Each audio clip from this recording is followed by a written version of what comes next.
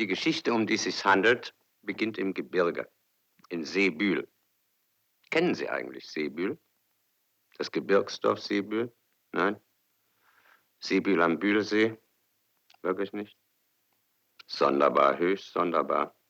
Wen man auch fragt, keiner kennt Seebühl. Womöglich gehört Seebühl am Bühlsee zu den merkwürdigen Ortschaften, die ausgerechnet nur jene Leute kennen, die man nicht fragt. Wundern würde mich's nicht. So etwas gibt's. Nun, wenn Sie Seebühl am Bühlsee nicht kennen, können Sie natürlich auch das Kinderheim in Seebühl am Bühlsee nicht kennen. Das bekannte Ferienheim für kleine Mädchen. Schade, sehr schade.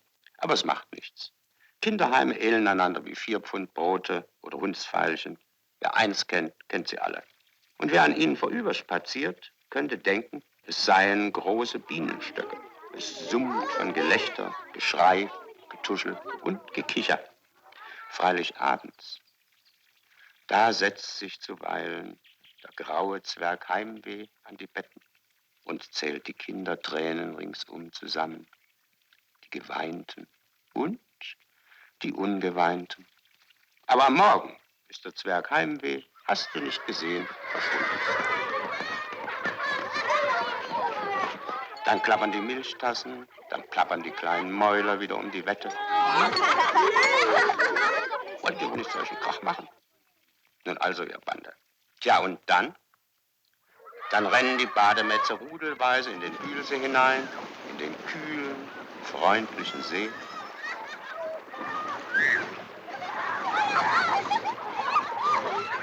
Planschen, kreischen, jauchzen, krähen, tauchen, schwimmen oder sie tun doch wenigstens, als schwimmen sie. Am wildesten treibt es, wie immer, ein kleines Mädchen, das den Kopf voller Locken und Einfälle hat und Luise heißt.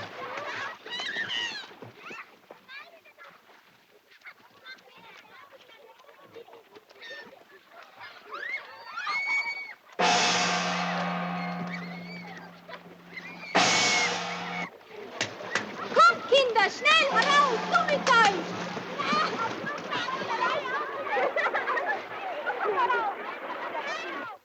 Luise, der Gong gilt für alle. Ich komme ja schon. Alter Mann, ist doch kein Schnellzug.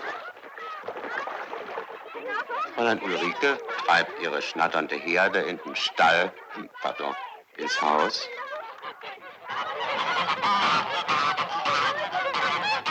Beeilen sich, meine Dame.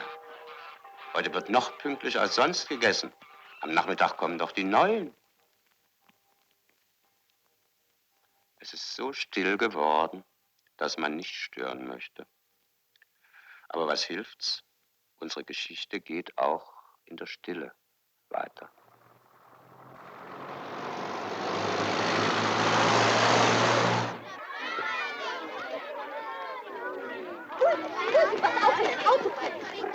Hoffentlich hat eine von den Neuen einen großen Gummiball mit. Wo des Balles denn 2? Brigitte hat doch auch einen. Aber den hat sie in ihrem Schrank eingeschlossen. Ganz fest, damit ihm nichts passiert. Wenn der Zug pünktlich war, müsste der Omnibus eigentlich...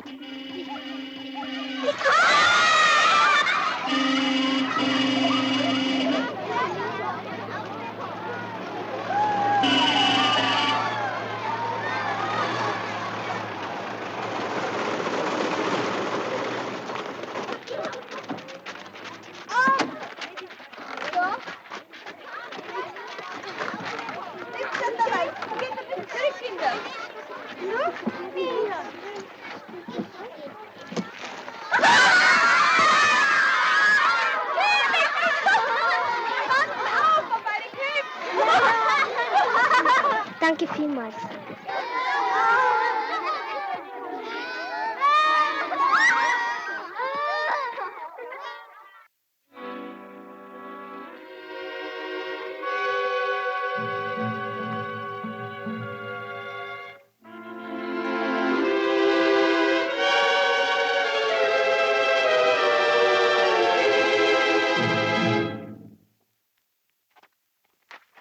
Luise!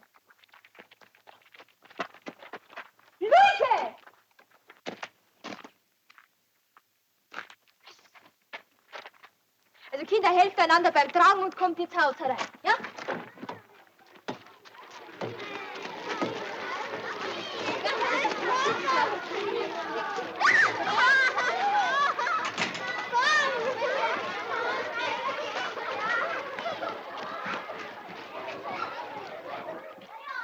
Sie hat Angst, die Neue mit den Zöpfen. Ein Wunder ist das nicht. Man steht einander nicht alle Tage gegenüber, als sähe man in den Spiegel. Was wird daraus werden? So, meine Liebe, der Speisezettel für morgen. Ja?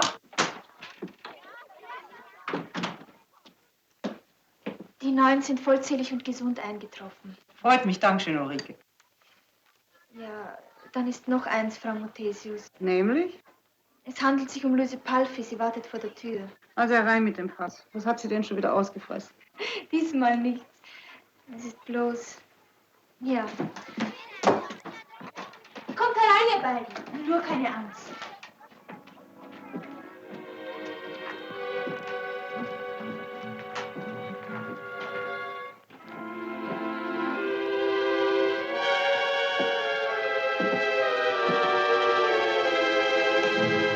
Jetzt schlägt's 13. Kommt er mal näher, ja? Die Neue heißt Lotte Körner und kommt aus München. Seid ihr miteinander verwandt? Nein, sie haben einander noch nie gesehen. Seltsam. Warum seltsam? Dass die aus Wien kommt und die aus München? Zwei so kleine Doppelgänger wie ihr werden sicher gute Freundinnen werden. Gebt euch die Hand. Nein.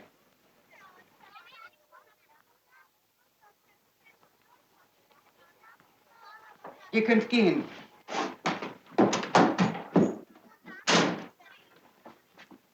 Ein Augenblick noch. Ich kann gleich deinen Namen eintragen und deinen Geburtstag und wie deine Eltern heißen. Ich habe nur noch meine Mutti. Ich ließe mir das nicht gefallen. Kommt da frech mit deinem Gesicht daher. Was soll ich denn machen? Zerkratzt es ihr. Am einfachsten ist, du beißt dir die Nase ab. Dann bist du den Ärger mit einem Schlag los. Um so die Ferien zu verhunzen. Eigentlich kannst du doch gar nichts dafür, wenn nun eine käme und sehe wie ich aus. Das glaubst du doch selber nicht, dass jemand so blöd wäre, mit deinem Kopf herumzulaufen.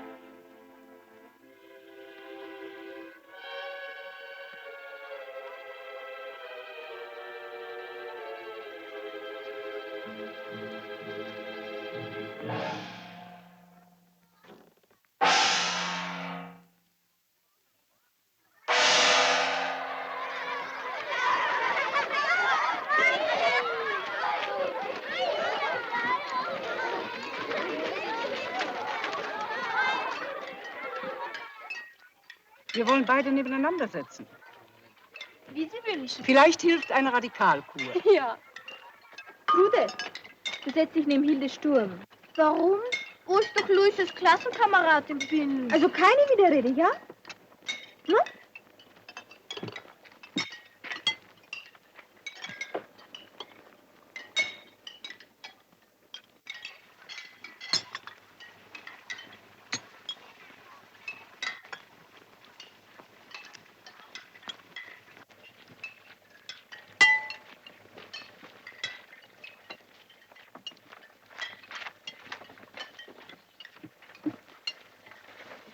Ich wünsche dir einen guten Appetit zu deiner ersten Mahlzeit bei uns. Okay.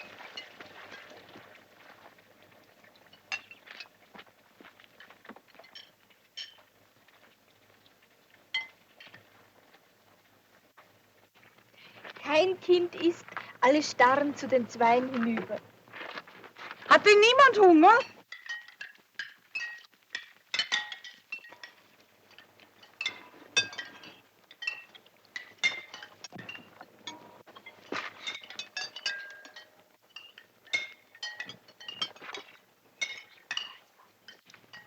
Vielleicht sind es astrologische Zwillinge. Was ist denn das schon wieder? Es soll Menschen geben, die einander völlig gleichen, ohne im entferntesten verwandt zu sein. Aber sie sind im selben Bruchteil der gleichen Sekunde auf die Welt gekommen. Aha. Es gab einmal einen Herrenschneider in London, der Eduard VII. Völlig glich. Es kam hinzu, dass der Schneider denselben Bart wie der König trug. Und die beiden waren wirklich in derselben Sekunde geboren worden? Ja, das ließ sich zufälligerweise exakt feststellen. Ja, aber wie ging die Geschichte weiter? Der König ließ den Mann in den Buckingham-Palast kommen. Ja, und dann? Und dann musste der Schneider sich den Bart abschneiden lassen. Lotte Körner erhält das Bett neben Luise Palpi. Die beiden werden sich aneinander gewöhnen müssen. Es ist Nacht. Alle Kinder schlafen. Bis auf 2.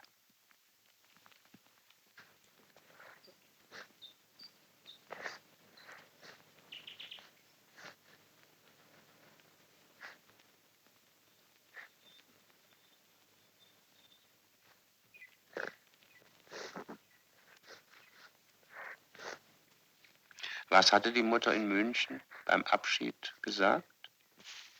Ich freue mich so, dass du ein paar Wochen mit vielen fröhlichen Kindern zusammen sein wirst. Du bist viel zu ernst für dein Alter, Lottchen. Es liegt an mir. Aber Mutti. Doch, ich bin zu wenig zu Hause. Wenn ich abends heimkomme, hast du statt zu spielen aufgewaschen, gekocht, den Tisch gedeckt. Komm mit 1000 Lachfältchen zurück. Und nun? Nun liegt sie in der Fremde, neben einem bösen Mädchen, das sie hasst, weil sie ihm ähnlich sieht.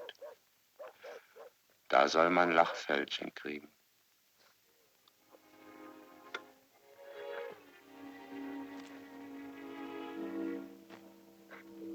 Der Mond schaut durchs Schlafsaalfenster und staunt nicht schlecht. Da liegen 2 kleine Mädchen nebeneinander, die sich nicht anzublicken wagen. Und die eine, die eben noch weinte, tastet jetzt ganz langsam mit ihrer Hand nach der streichelnden Hand der anderen. Na gut, denkt der alte silberne Mond. Na gut, da kann ich ja beruhigt untergehen. Und das tut er denn auch.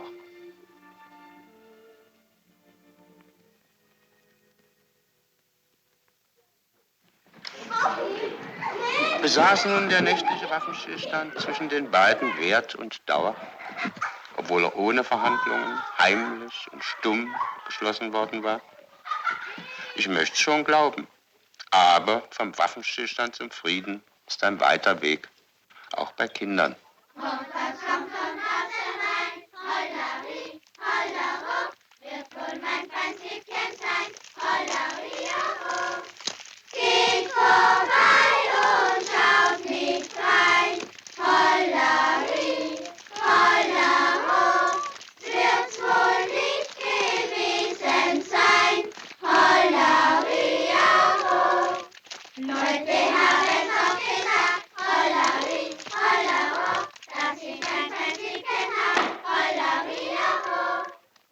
Und dann, am See, ist das Zopfmädchen verschwunden. Wo ist denn die Neue? Damit du endlich die Nase abbeißen kannst. Hm? Sei nicht so blöd. Na nur, ich denke, du hast eine Wut auf sie. Ich kann doch nicht jedem, auf den ich eine Wut habe, die Nase abbeißen. Und außerdem habe ich gar keine Wut auf sie. Aber gestern hattest du doch welche. Und was für eine? Beim Abendbrot hast du sie unterm Tisch so gegen Schienbein getreten, dass sie beinahe gebrüllt hätte. Na also. Wenn ihr nicht ruhig seid, kriegt ihr auch eins für Schienbein. Verstanden? Wir sind ja nicht taub. Du weißt ja nicht, was du willst. Da ist sie ja.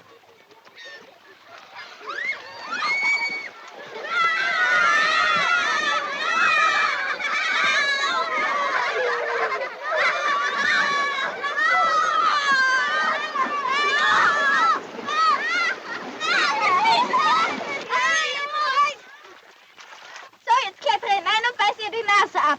Was man verspricht, muss man halten.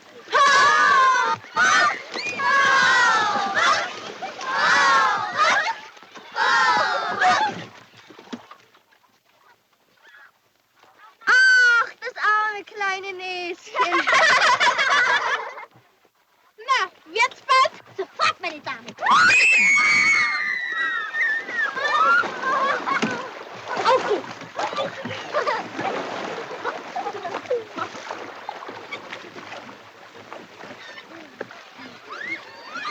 Und so hineinzulegen. Eine Gemeinheit. Fräulein Gerda hat von alledem nichts gemerkt.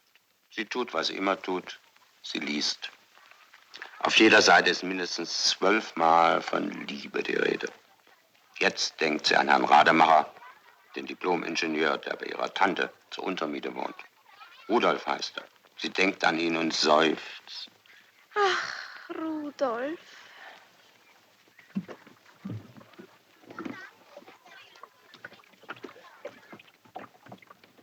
Bist du mir noch böse? Nein. Es kam alles so plötzlich. Der Autobus, dann du, so ein Schreck. Eigentlich ist es doch furchtbar lustig. Nein? Lustig? Hast du Geschwister? Nein. Ich auch nicht. Ein herrlicher Tag. Es war nur der Schreck, hat Luise gesagt. Nur der Schreck und keine Feindschaft. Ein herrlicher Tag. Hoffentlich bleibt er so herrlich. Au! Aua! Nanu, Au! was ist denn nun schon wieder los? Au! Au! Willst du wohl ruhig sein? Wenn dir deine Mutti Zöpfe flechten will, gibt's nichts zu schreien. Ich hab doch gar keine Mutti. Deswegen bin ich auch ein lautes Kind, sagt mein Vater. Zieht er dir denn nie die Hosen straff? Ach wo, dazu hat er mich viel zu lieb. Das hat doch damit nichts zu tun. Und außerdem hat er den Kopf voll. Es genügt doch, wenn er eine Hand frei hat. Halt still. Was wird das wohl werden?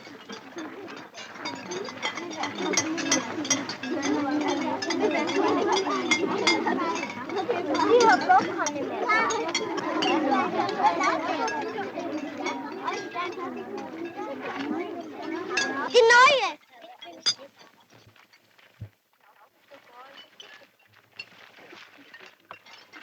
Du, das ist Luises Platz. Denk an dein Schienbein.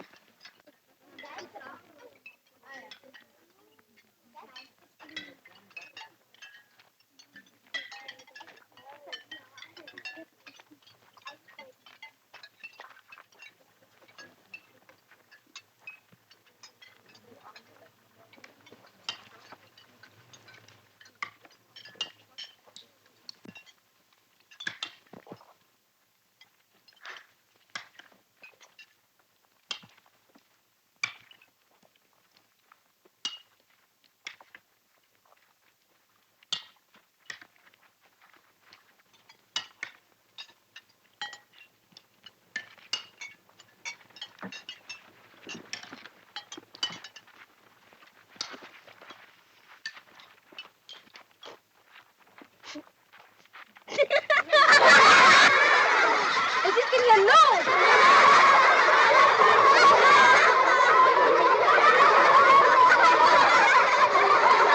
Was ist denn das für ein Radau?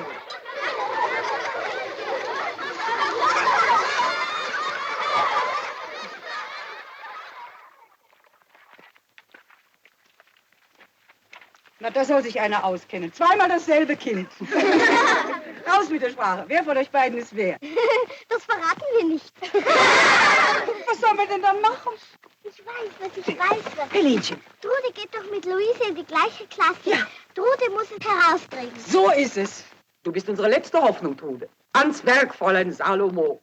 Wer ist Lotte und welche ist Luise?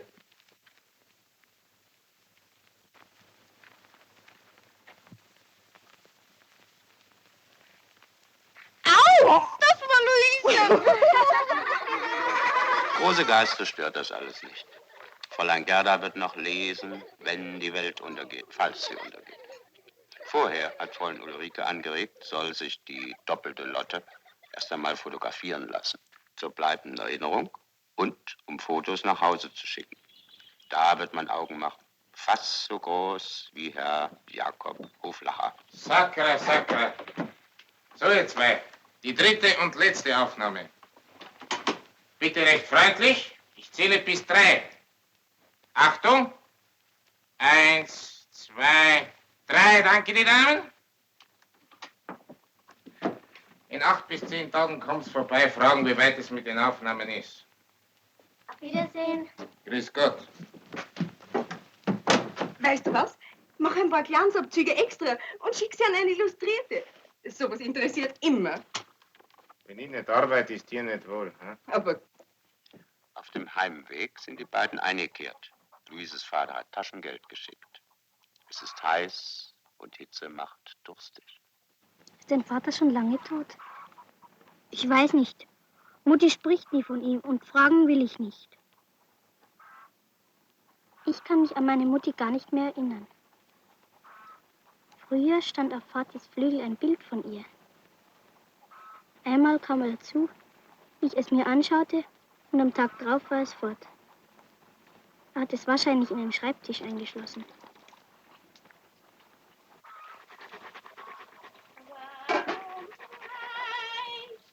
schöne Gärtnersfrau.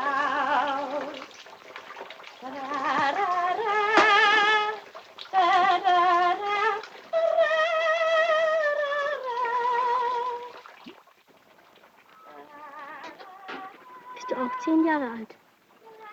Ja, aber ich werde bald 11. Am 14. Oktober. Am 14. Oktober? Ja, am 14. Oktober. Du, ich auch. Und wo bist du geboren? In Linz an der Donau. Ich auch. Es ist ganz still im Wirtshausgarten. Nur die Baumwipfel bewegen sich. Vielleicht hat das Schicksal, das eben über den Garten hin schwebte, sie mit seinen Flügeln gestreift. Du, ich habe ein Bild von meiner Mutti im Schrank. Komm, zeig mir's.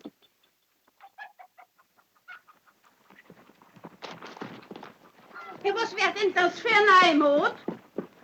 Limonade trinken und dann nichts zahlen? Ja, aber da kriegst du ja was raus. Was müssen denn die am Kerbholz haben? Sie rennen, als gelte es das Leben.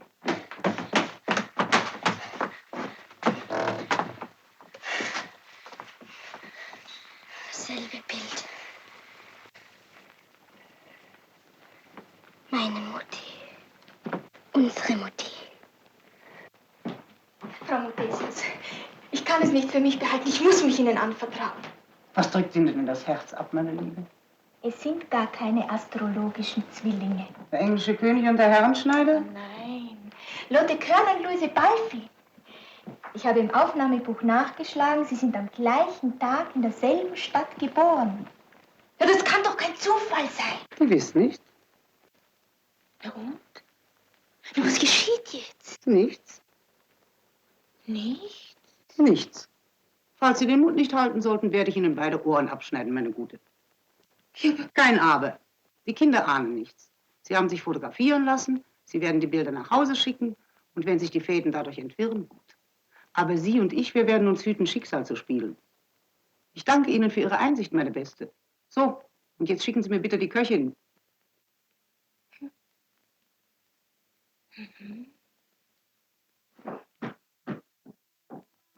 Die Zeit vergeht. Sie weiß es nicht besser. Haben die zwei kleinen Mädchen ihre Fotos beim Herrn Hoflacher abgeholt? Längst. Und haben sie die Bilder heimgeschickt? Sie haben zwar ja gesagt, als man sie fragte, aber getan haben sie es nicht. Sie haben gelogen. Sie wollen ihr Geheimnis für sich behalten. Sie wollen es zu zweit verbergen und vielleicht zu zweit enthüllen. Das Geheimnis war die Saat und Heimlichkeiten sind die Ernte. Die Schürzen hat Mutti beim Oberpollinger gekauft. Ich weiß schon, das ist das Kaufhaus in der Neuhauser Straße beim... Wie heißt das Tor? Karlstor. Richtig, beim Karlstor. Und wenn man vom Rathaus her durchgeht, kommt man auf den Spachus. Stachus heißt der Platz. Ah, Stachus. Oh, München ist schwer. Und Wien erst. Jeder entdeckt einen anderen, einen neuen Kontinent. Das, was bis jetzt von ihrem Kinderhimmel umspannt wurde, war ja, wie Sie nun wissen, nur die eine Hälfte ihrer Welt. Und wenn Sie nicht gerade damit beschäftigt sind, die beiden Hälften zusammenzufügen, quält Sie ein anderes Geheimnis. Erst haben sie natürlich geheiratet. Dann haben sie 2 kleine Mädchen gekriegt, uns. Und weil Mutti Luise Lotte heißt, haben sie das eine Kind Luise und das andere Lotte taufen lassen. Das ist doch sehr hübsch. Da müssen sie sich doch noch gemocht haben. Ja, bestimmt. Aber dann haben sie sich sicher furchtbar gezankt und sind voneinander fort. Und haben uns genauso in 2 geteilt, wie bei unserer Taufe Muttis Vorname. Aber sie hätten uns zuerst fragen müssen, ob sie uns halbieren durften. Damals konnten wir doch noch gar nicht reden. Die Post ist da! Ah, da steht die. Von Vati.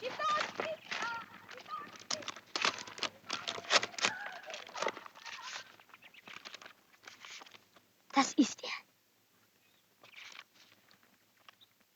Mein liebes einziges Kind. So ein Schwindler.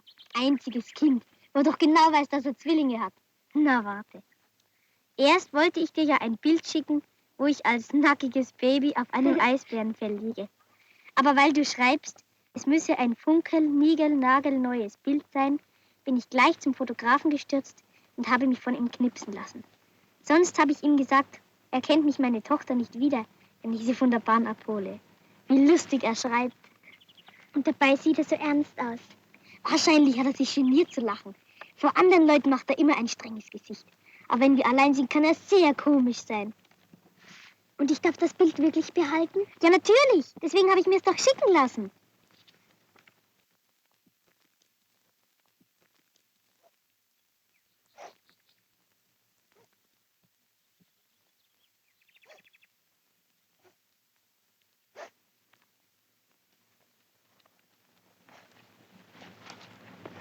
Fehlt dir was?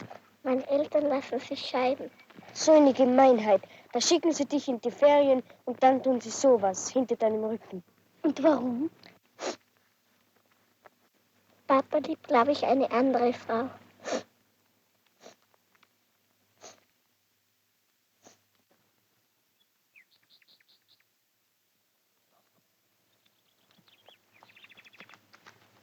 Was ist denn los? Du hast es aber eilig. Unser Vater hat doch aber keine neue Frau. Nein. Bestimmt? Das wüsste ich. Aber vielleicht eine, mit der er nicht richtig verheiratet ist. Bekannte hat er natürlich. Opernsängerin und so. Aber du sagst dazu keiner.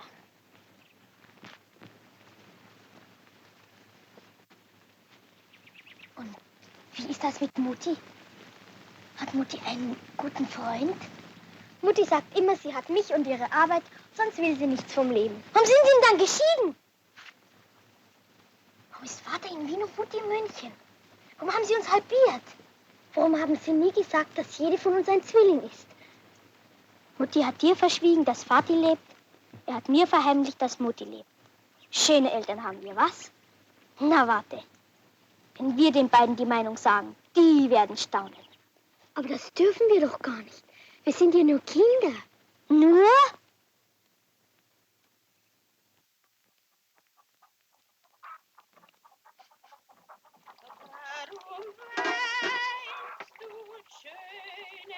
Die Ferien nähern sich unaufhaltsam ihrem Ende.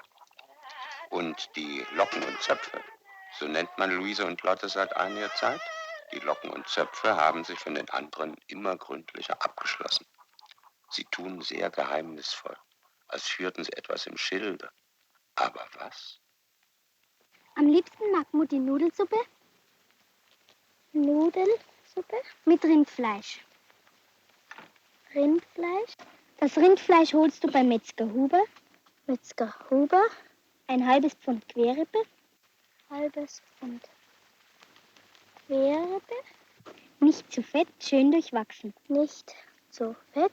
Wo ist der Laden? Metzger Huber, Max-Emanuel-Straße, Ecke Prinz-Eugen-Straße. Stimmt. Das Kochbuch... Ist zu schnell. Schön durchwachsen. Das Kochbuch steht im Küchenschrank. Kochbuch. Küchenschrank. Im untersten Fach ganz links. Untersten Fach links. Neben dem Eingemachten. Neben dem... In dem Kochbuch liegen alle Rezepte, die ich kann. Vor dem Kochen habe ich eine Heidenangst. Was meinst du? Könnte ich Wenn es zuerst schief geht, der Mutti weismachen, ich hätte das Kochen während den Ferien verlernt. Aber du kannst mir ja schreiben, wenn was nicht klappt. Ich gehe jeden Tag zur Post und frage, ob was angekommen ist. Ich auch. Schreib nur recht oft.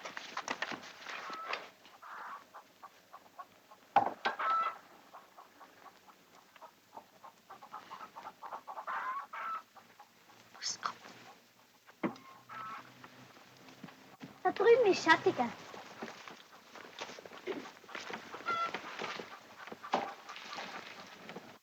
Günschen. Portion Kaffee. Und ist tüchtig im Hotel Astoria. Vati freut sich immer so, wenn mir schmeckt. So dumm, dass gefüllte Palatschinken dein Lieblingsgericht sind. Kalbschnitzel und Gulasch wären mir viel lieber. Wenn du gleich am ersten Tag 4 oder 5 Palatschinken isst, dann kannst du ja sagen, du hast dich für den Rest des Lebens daran überfressen. Das geht. So, und nun wollen wir uns noch einmal den Schulweg abfragen. Da hast du es ja einfach. Du sagst Trude, sie soll dich am ersten Tag abholen. Das macht sie manchmal. Na, und dann läuft du so ganz gemütlich neben ihr her, merkst du die Straßenecken und den übrigen Palatsch. Das habe ich dir noch gar nicht gesagt. Vergiss ja nicht, Mutti, wenn sie dich ins Bett bringt, einen Gute-Nacht-Kuss zu geben. Das vergesse ich bestimmt nicht. So, bitteschön. Dankeschön. Die 2 Mädels stecken immer die Köpfe zusammen. Ich glaube, da ist eine Verschwörung im Gange. Kann schon sein. Die kommen ja jeden Tag und schmieren ihre Notizbücher voll. So. Der gute Mann hat mehr Recht, als er ahnt. Und ob eine Verschwörung im Gange ist. Sie wollen in aller Heimlichkeit die Kleider, die Koffer, die Haartracht und ihr Leben vertauschen. Lotte wird mit lockigem Haar und so lustig und lebhaft, wie sie es nur vermag, zum Vater nach Wien fahren. Lottchen als Luise. Und Luise? Luise wird mit braven Zöpfen und auch sonst so brav wie es geht, nach München zur Mutter heimkehren, von der sie nichts als eine verjährte Fotografie kennt. Luise als Lottchen.